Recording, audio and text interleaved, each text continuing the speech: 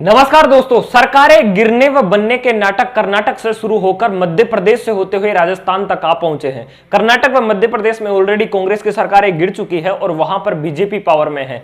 वहीं राजस्थान में भी ऐसे ही कयास लगाए जा रहे थे, लेकिन दोस्तों यहां की जो स्थिति है वो मध्य प्रदेश और कर्नाटक से बहुत ही अलग है। तो आज की वीडियो में हम एनालिसिस करेंगे कि या राजस्थान में कांग्रेस की सरकार गिर जाएगी या फिर सत्ता के जादूगर कहे जाने वाले अशोक गहलोत अपना सिंहासन बचाने में कामयाब हो जाएंगे। हम बात करेंगे कि राजस्थान का गेम नंबर क्या है, क्या यहां पर भारतीय जनता पार्टी की सरकार बना ली जाएगी या फिर भारतीय जनता पार्टी की यहां पर सरकार बनाने के लिए वो सत्ता से कितनी दूर है। क्या सचिन पायलट ने बगावत करके बहुत बड़ी गलती कर दी है, यानी अपने पांव पर कुल्हाड़ी मार ली है, या फिर सचिन पायलट के पास अब कौन कौन से विकल्प है, वो किस प्रकार की रणनीति आगे इस्तेमाल कर सकते हैं, और सचिन पायलट और अशोक गहलोत में बेहतर कौन है। तो आइए शुरू करते हैं आज का वीडियो। तो शुरुआत करते हैं इस विवाद की शुरुआत से। 2013 के इलेक्शन हारने के बाद अशोक गहलोत दिल्ली की ओर चले गए थे और राजस्थान का जो अध्यक्ष बनाया गया था वो था सचिन पायलट को। 2014 से 18 तक सचिन पायलट ने बहुत मेहनत की, यानी गांव-गांव शहर-शहर जाकर लोगों को कांग्रेस के प्रति आकर्षित करने में वे कामयाब हुए और 2018 के इलेक्शन में 107 सीटों के साथ मेजोरिटी में जीत कर आए। सचिन पायलट को कहीं ना कहीं लगने लगा था कि शायद मुख्यमंत्री उन्हें ही बनाया जाएगा और जनता ने भी सचिन पायलट का चेहरा देखकर ही कांग्रेस को वोट दिया था। हालांकि कांग्रेस ने कभी भी सचिन पायलट को अपने मुख्यमंत्री का दावेदार पेश नहीं किया था, यानी मुख्यमंत्री का चेहरा नहीं बनाया था, लेकिन लोगों को लगने लगा था कि शायद मुख्यमंत्री सचिन पायलट को ही बनाया जाएगा। लेकिन कांग्रेस की राजनीति के कारण, आपसी राजनीति के कारण कांग्रेस ने राजस्थान का मुख्यमंत्री सचिन पायलट को न बनाकर अशोक गहलोत को बनाया और विवाद की शुरुआत उसी से हो गई। 2018 में भी ये विवाद सामने आया था, लेकिन तत्कालीन समय में सचिन पायलट को डिप्टी सीएम बनाकर खुश कर दिया गया था और ये नाराजगी तब शांत हो गई थी, लेकिन जो अब सामने आ रही है। अब अगर बात करें कि सचिन पायलट को मुख्यमंत्री न बनाकर अशोक गहलोत को मुख्यमंत्री क्यों बनाया गया, तो दोस्तों सिंपल सी बात है कि पवित्र परिवार कभी नहीं चाहेगा कि उनके महान गणितज्ञ युवराज की टक्कर में कोई दूसरा युवा नेता सामने आए और उनकी राजनीति दांव पर लगे। और दूसरी ओर अशोक गहलोत भी नहीं चाहते कि सचिन पायलट राजस्थान में रहे, क्योंकि उनके बेटे वैभव गहलोत को यहां पर चमकाने की कोशिश में लगे हुए हैं। तो सचिन पायलट का चेहरा वैभव गहलोत के सामने रास्ते की कांटा बन सकता है, इसलिए वो नहीं चाहते। इसलिए सचिन पायलट का करियर बर्बाद करने के लिए अशोक गहलोत पवित्र परिवार से मिलकर के इस प्रकार की राजनीति कर रहे हैं। और सचिन पायलट ज्योतिरादित्य जैसा कुछ कदम उठाते ठीक उसी से पहले ही अशोक गहलोत ने इस हवा को पहचान लिया था और डिप्टी सीएम के पद से और कांग्रेस अध्यक्ष पद से सचिन पायलट को हटाकर अभी के लिए तो चारों खाने चित कर दिया है। अब बात करते हैं कि राजस्थान का नंबर गेम क्या है। दोस्तों राजस्थान विधानसभा में टोटल 200 सीट्स है और किसी भी पार्टी की मेजोरिटी के लिए 101 की जरूरत पड़ती है, यानी मुख्यमंत्री बनाने के लिए। इस विवाद से पहले तक कांग्रेस के पास टोटल 124 विधायक थे, यानी 107 तो कांग्रेस के, 12 निर्दलीय, 2 कम्युनिस्ट पार्टी के, 1 आरएलडी सहित 2 बीटीपी के, और दूसरी ओर एनडीए के पास यानी बीजेपी के पास 72, जिसमें बीजेपी के 3 आरएलपी के और 1 निर्दलीय विधायक भारतीय जनता पार्टी के पास था।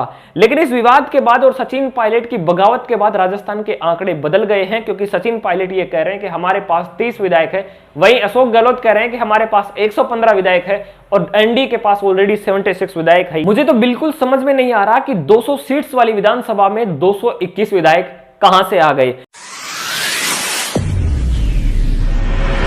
अब बात करते हैं कि राजस्थान में कांग्रेस की गवर्नमेंट गिर जाएगी या फिर अशोक गहलोत बचाने में कामयाब हो जाएंगे। इस चीज को समझने के लिए आपके सामने 3 सिचुएशन रखते हैं। अगर पहली सिचुएशन की बात करें, अगर सचिन पायलट के पास कांग्रेस के 30 विधायक हैं और विधानसभा की सीट्स बचती है फिर 170, यानी 170 में से मेजोरिटी के लिए 86 की जरूरत पड़ेगी और गहलोत के पास 107 में से 30 जाने के बाद भी कांग्रेस के 77 विधायक बचेंगे और उसके साथ 2 सीपीएम के, 1 आरएलडी के और 12 निर्दलीय बीटीपी के 2 विधायक, यानी अशोक गहलोत के पास समर्थक है 94 एमएलए।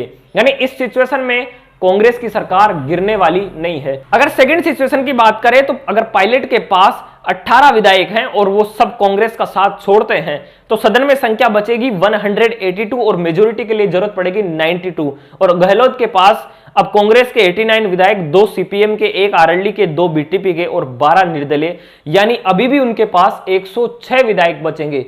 यानी इस सिचुएशन में भी सरकार गिरने वाली नहीं है। और अशोक गहलोत इसी कैलकुलेशन के आधार पर अपनी रणनीति बना रहे हैं और वे चाहते हैं कि सचिन पायलट समेत जो 18 बागी विधायक है उनकी विधायकी रद्द हो जाए और कांग्रेस सरकार आराम से बच जाए। तीसरी सिचुएशन की बात करें, अगर मान लो पॉसिबल तो नहीं है लेकिन निर्दलीय सीपीएम, आरएलडी, बीटीपी सहित सारे विधायक बीजेपी को सपोर्ट करते हैं और 18 विधायक जो कांग्रेस के बागी हैं वे कांग्रेस को छोड़कर चले जाते हैं, तो फिर सरकार चलाने के लिए 92 एमएलए की जरूरत पड़ेगी और कांग्रेस के पास 89 ही बचेंगे, यानी 107 में से 18 जाने पर 89, जो बहुमत के 3 अंक से दूर है। और बीजेपी के पास टोटल हो जाएंगे 93 एमएलए, यानी इस सिचुएशन में बीजेपी सरकार बना सकती है। लेकिन दोस्तों ये बिल्कुल भी पॉसिबल नहीं है, क्योंकि आरएलडी और सीपीएम कभी भी भारतीय जनता पार्टी को सपोर्ट करने वाली नहीं है। कंक्लूजन ये निकलता है कि 99.99% चीफ मिनिस्टर अशोक गहलोत होंगे, यानी सरकार गिरने वाली नहीं है। इस बात की पुष्टि सचिन पायलट का नर्म रुख और बीजेपी की खामोशी भी दे रही है। अब सवाल ये उठता है कि क्या सचिन पायलट ने बगावत करके अपने पांव पर कुल्हाड़ी मार ली है? दोस्तों जो अभी हालात दिख रहे हैं और सचिन पायलट का नर्म रुख देखकर तो अभी हालात यही दिख रहे हैं कि सचिन पायलट ने बहुत बड़ी गलती है। जब पायलट के खेमे में इतने विधायक नहीं थे जिससे कि उनकी सरकार गिर जाए, तो फिर पायलट को यह कदम नहीं उठाना चाहिए था। सचिन पायलट ज्योतिरादित्य सिंधिया की तर्ज पर अशोक गहलोत को झटका देने वाले थे, लेकिन न तो सचिन पायलट के पास इतने विधायक थे जिससे सरकार गिर सके और न ही अशोक गहलोत कमलनाथ जितने कमजोर लीडर थे। सीधी भाषा में कहे तो सचिन पायलट का यह कदम अभी तो बहुत फ्लॉप साबित हो रहा है। अब बात करते हैं सचिन पायलट के पास विकल्प क्या है।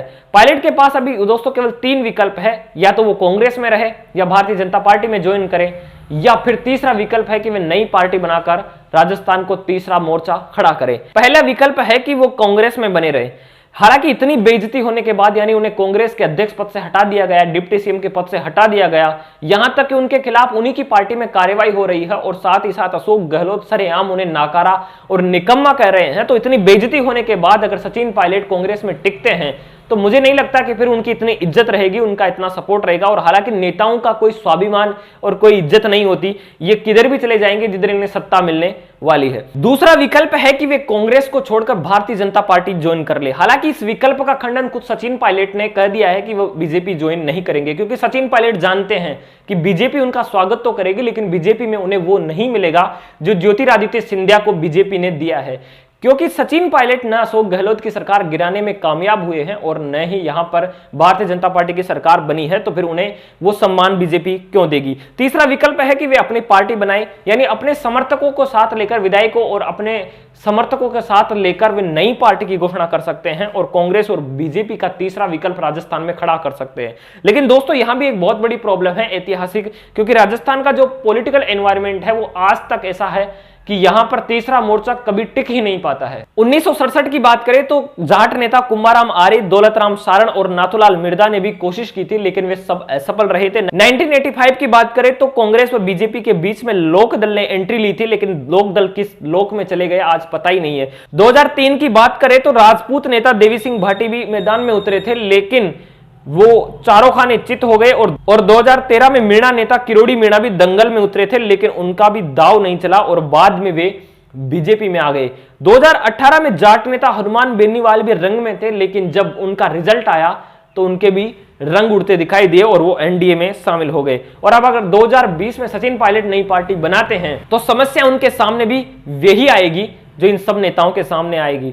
जितने भी नेताओं के बारे में मैंने नाम बताया, उनमें सब में अगर एक चीज कॉमन है तो सब में एक बात है कि इन सब के माथे पर जाति का टप्पा लग गया था, जिसके कारण वो कुछ खास नहीं कर पाए, क्योंकि इन नेताओं की छवि एक जाति विशेष के नेताओं तक ही सिमट कर रह गई। अगर पायलट नई पार्टी बनाते हैं और अगर असावधान रहते हैं तो उनकी भी छवि एक गुजर नेता की बना दी जाएगी। हालांकि इसकी शुरुआत वैसे अशोक गहलोत ने उसी दिन कर दी थी जिस दिन सचिन पायलट को डिप्टी सीएम से और अध्यक्ष पद से हटाया गया था। तो उस दिन गुजर इलाकों में धारा 144 लगाकर इसकी शुरुआत अशोक गहलोत ने उसी दिन कर दी थी, इन्हें एक जातिवादी नेता घोषित करने के लिए। अब बात करते हैं कि सचिन पायलट व गहलोत में कौन बेहतर है। जहां अशोक गहलोत का प्लस पॉइंट यह है कि उनकी उम्र लगभग 70 साल की है, तो वहीं दूसरी ओर अभी 43 साल के हैं पायलट, और अशोक गहलोत को राजनीतिक अनुभव 46 साल का है। यानी जब सचिन पायलट 3 साल के थे तब तो अशोक गहलोत संसद में बैठे थे, और जब सचिन पायलट पैदा नहीं हुए थे उससे पहले वे राजनीति कर रहे हैं। लेकिन सचिन पायलट का प्लस पॉइंट यह है कि वो पिछले 6 साल से जमीनी स्तर पर काम कर रहे हैं, युवा उन पर भरोसा करते हैं, और अनुभव तो उन्हें भी 16 साल का है। अशोक गहलोत कूटनीति व राजनीति के खिलाड़ी हैं, तो वहीं दूसरी ओर सचिन पायलट भाषा के और मंच के खिलाड़ी हैं। यानी वो सभाओं को जिस प्रकार से संबोधित करते हैं लोग उनसे कनेक्ट कर पाते हैं।